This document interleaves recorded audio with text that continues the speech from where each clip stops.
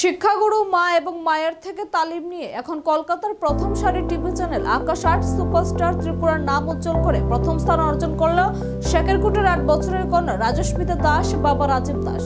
কলকাতা আকাশ আটে আকাশের সুপারস্টারের মতো একটি জনপ্রিয় রিয়েলিটি শো থেকে অত্যন্ত ছোট বয়স মাত্র 8 বছরের রাজস্মিতা সব বড়দের সাথে টেক্কা দিয়ে ত্রিপুরার জন্য বিজয়ী ট্রফি নিয়ে আসলো।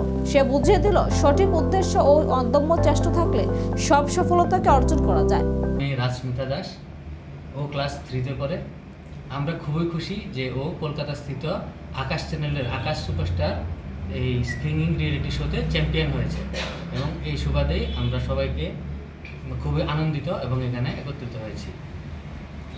ও খুব ছোটবেলা থেকেই ওর মার কাছে গান শিখতো, একদম 5 বছর বয়স থেকেই।